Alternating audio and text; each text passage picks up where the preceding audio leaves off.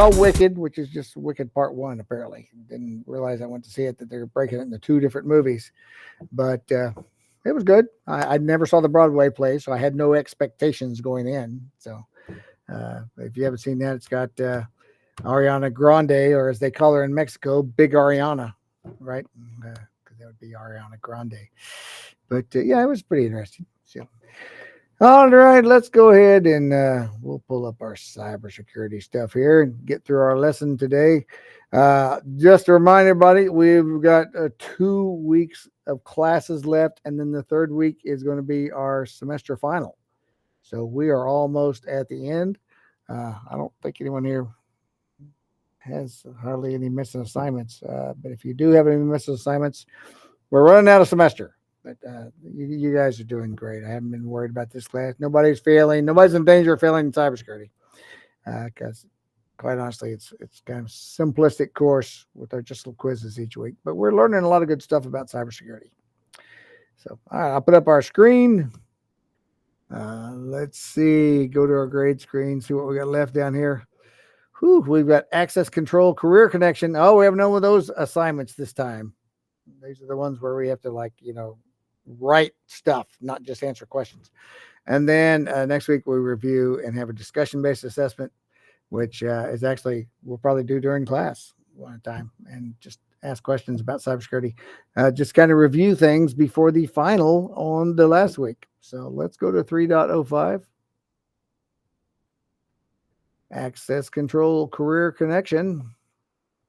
Cyber Incident Response Team. Oh, this seems like some kind of action movie. We could make a nice action movie of that, right? All right, let's see. Organizations often use a practice known as the cyber incident response to respond to and recover from a cyber attack. An attack can wreak havoc on an organization by affecting customers, halting work, destroying company resources. Large companies typically have a cyber incident response team, or CIRT, in place to reduce damage and recover as quickly as possible. Most companies will experience an attack at some point these days, and the CIRT is one of the best ways to protect an organization. CERT members. The team's typically composed of experts who can provide support when an incident includes direct contact with networks and computer systems. So here's an example of different CERT, we'll call it CERT, job titles and their accompanying roles. So we'll select each marked location to discover more about these CERT jobs. All right, so here's our first one right over here. This is physical security, right? So the physical security staff's main goal is the protection of the personnel, the hardware, the software, the networks, and the data from any physical actions or events that could cause serious loss or damage to the organization. This would be including protection from fire, from floods, from natural disasters, from burglary, from theft, from vandalism, from terrorism. So this is the physical security, trying to take care of all of those physical threats. Here's the next one. Information security is a group of individuals committed to and responsible for assessing any safety risks or security threats that could affect the organization, staff, and clients. So they're trying to figure out what kind of things could happen. So they're assessing that, what kind of safety risks, security threats could happen there. So here's the next one. Human resources staff manages the hiring, administration, and training of personnel. So they're getting the right people in your company to be ready to respond to any cyber attacks. Human resources. IT employees, all your information technology folks, they perform duties relating to retrieving, compiling, constructing, formatting, or extracting electronic public records located on your computer systems, your software, your servers, or your networks. So these are the folks that deal with all of your computer network, all of that data and everything that you've got on there. All right, this is upper level management. These are the individuals and teams that make the primary decisions within the company. Because a lot of times it's like we've got these choices. We need to either do this, this, or this. And it's usually upper level management said, all right, give me the facts. What's the advantages? All right, we're going to do that one. You got to have that person that's responsible for making the decision, because otherwise you can spend a lot of time going in circles and not getting anywhere if you don't have someone that's ready to make a decision. So upper management's always involved when you get a cybersecurity attack, for sure. Public relations staff, they're the ones going to deal with the newspapers and the TV and all of that. They manage the release and spread of information between an individual organization and the public to affect the public perception. How bad is the breach?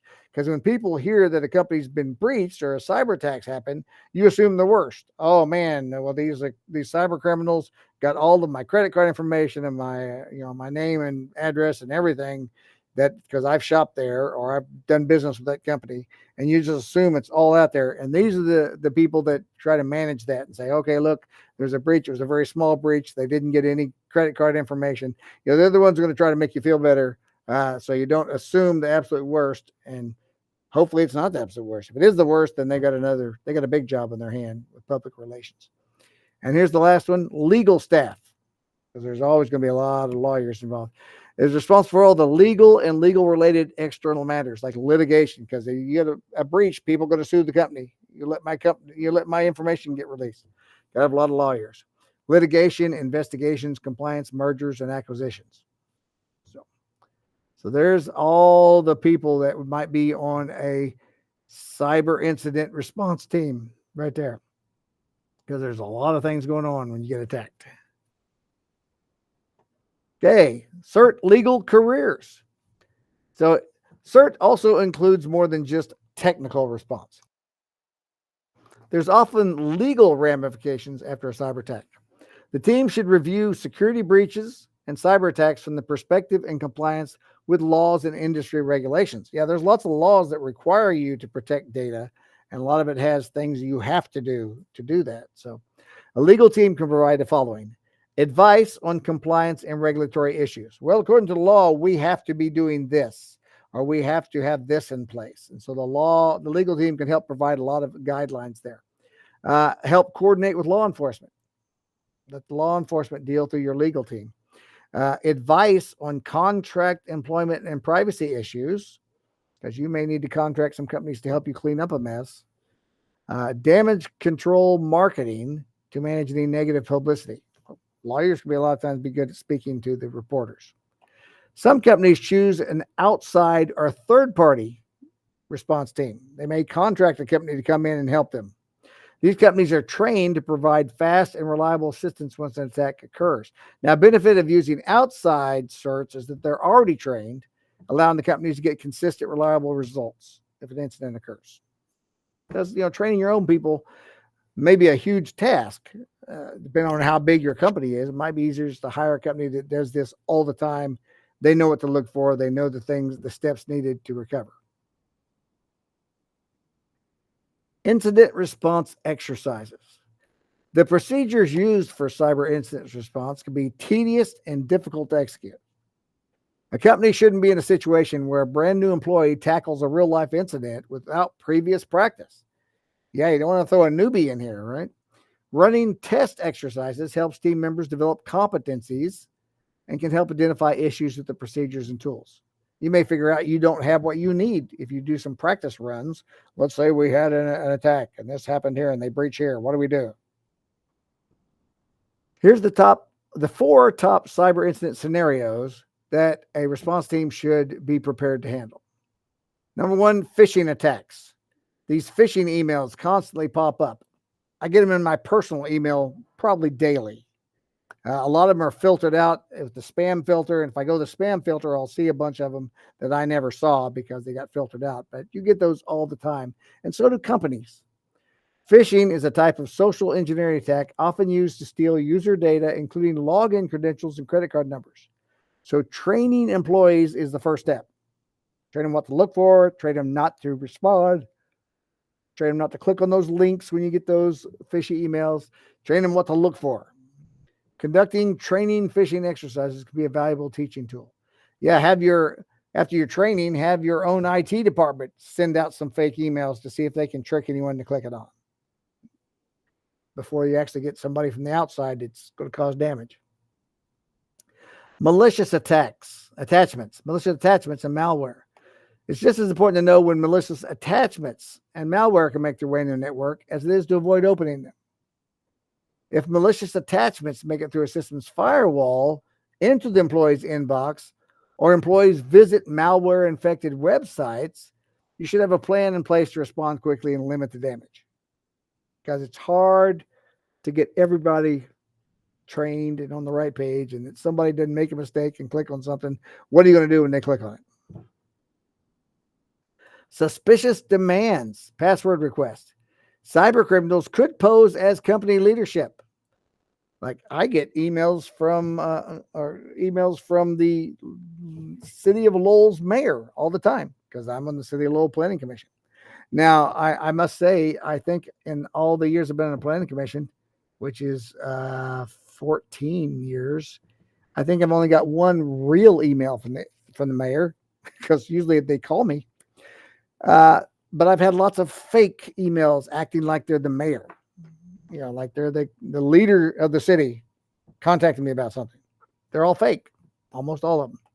Cybercriminals compose as company leadership or third-party vendors.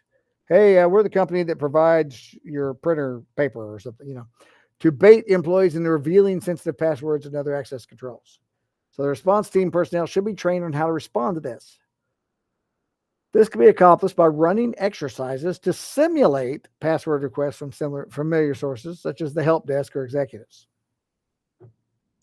And then finally, we have unauthorized users and devices. Computers and devices that haven't gone through the proper authentication process before joining the company network are perfect targets for attackers. The response team should be able to identify attempts to connect to the network and be able to block them. And they should also be tested on how quickly they can accomplish that. Because the longer the person's in there, the more they may be downloading from your network. So you want to take care of that promptly. Page 4. Working well. Have you ever been part of a team, a group, or organization? Working well with others. What was your role? How did you contribute to the group? Many jobs require you to work as part of a team. That's not unusual. Even fast food, that's all part of a team. You got to get the food out, right? You got to take the order, make the food, get it bagged up, and get it out to the customer. Working together productively and effectively is a highly valued trait in an employee. A team may be formed to solve a problem or develop a product or work on some project. And there are many benefits of working together as a team versus working by yourself in isolation. However, problems can also arise as a group works together. Can you identify some problems or conflicts that could develop? Right? It may just be personality conflicts. So here's some tips and suggestions to help you work as an effective member of a team. Practice active listening. So often we're so busy waiting on someone to stop talking so we can say what we want to say that we're not listening to what they're telling.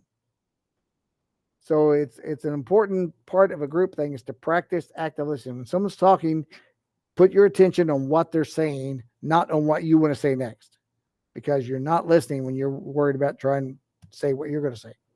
Listen what they say first, then prepare a response. It's the most important communication skill. Active listening, and it'll help you in your relationships and marriages and all kinds of things. Active listening is a way of listening and responding to another person that improves mutual understanding and encourages the person to communicate his or her needs and opinions. By attempting to understand the other person's point of view, you can establish and build trust.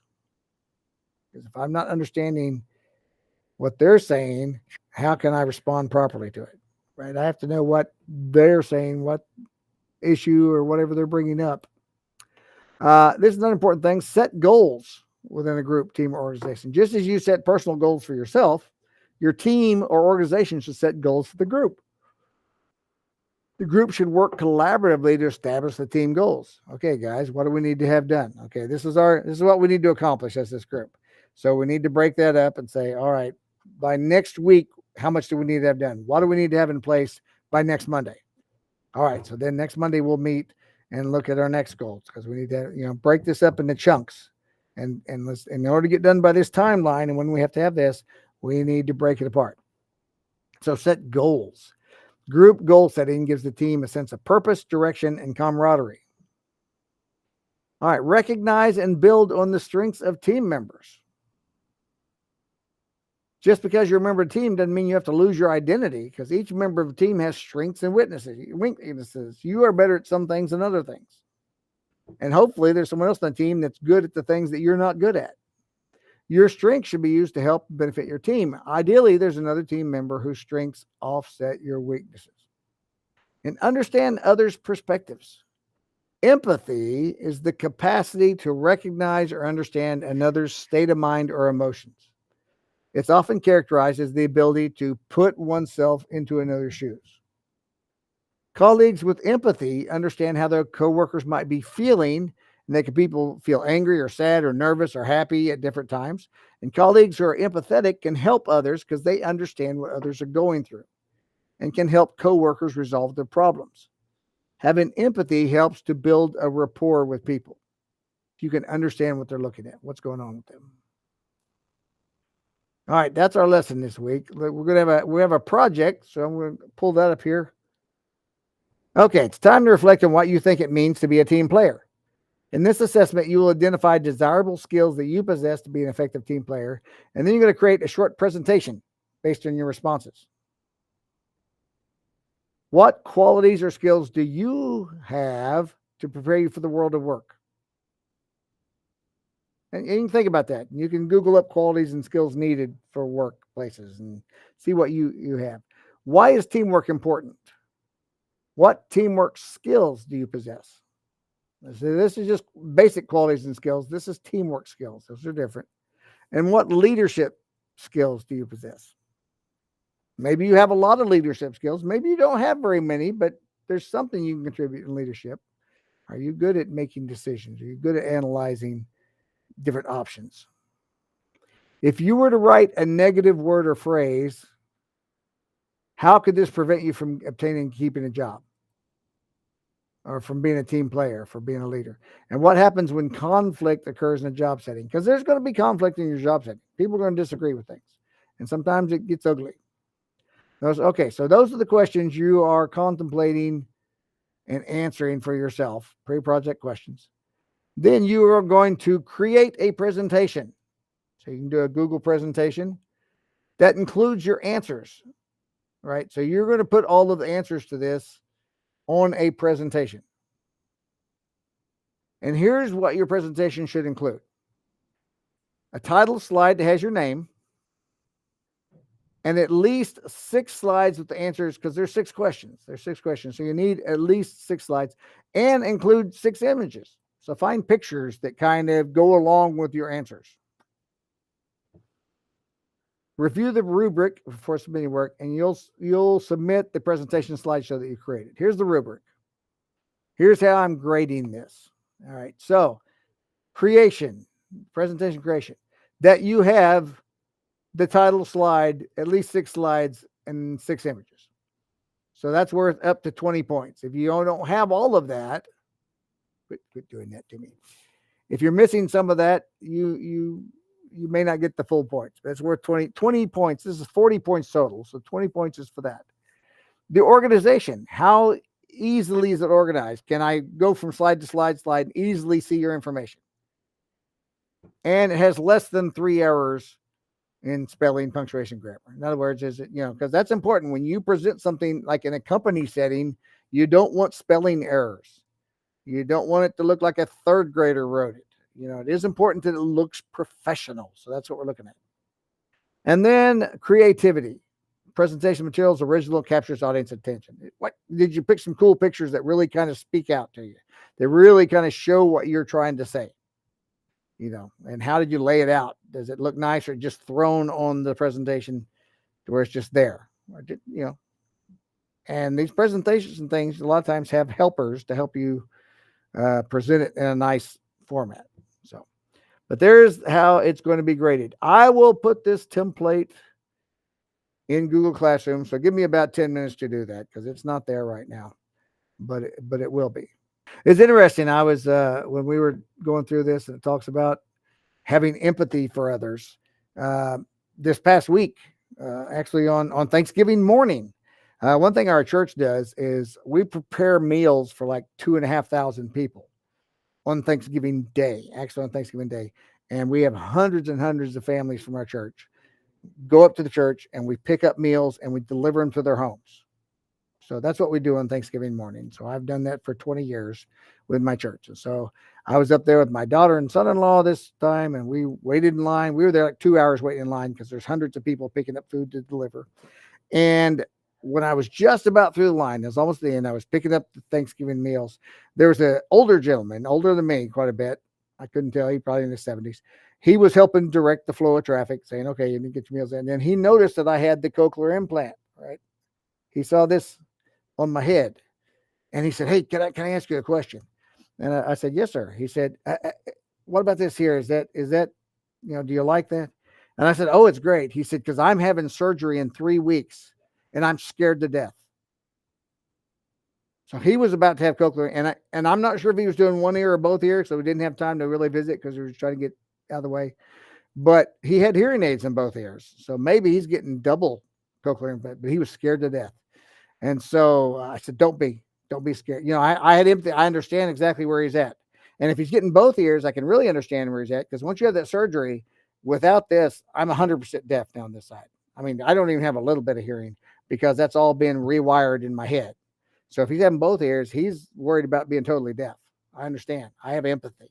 And so I was able to speak with him and hopefully give him a little calmness about it and take away the fear.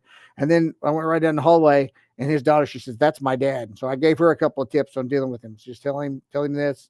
And my daughter knows her, so she gave her my phone number. So maybe I'll get to talk to him in the next few weeks on the phone as well, because they have my phone number. But it's just having empathy for other people and being able to help where you can and understand where they're coming from. And I could understand where he was coming from. So that's really what empathy is being able to make that connection. And I understand the fears he had. I had a lot of the same fears, oh, is this the right decision? I got a little bit of hearing. Maybe it would be bad to lose all the hearing and have the surgery, but it turned out to be a great thing. So empathy, important thing, especially in a team project type atmosphere. If you've got a group to work with, you got to understand when someone's having a bad day or something's really going wrong in the project and they're just breaking down, you got to be able to help them and understand where they're coming from to get them back helping you, back helping the group, helping the team. So lots of skills you can use in a group setting. So I'll be interested to see your presentations. So take your time with it, find some good pictures, put the whole good thing together, and you might learn a little bit about yourself in the process. Might be good for resumes in the future and selling yourself as an individual to some company you want to work for. So, all right, guys, that's all I got for you this week. Have a super week. It's an 8-day Friday, so I'll be here Wednesday and Friday if anyone needs any help with anything. Give me about 5 or 10 minutes to get this in Google Classroom so you have the template. But we'll talk to you later. Have a great week.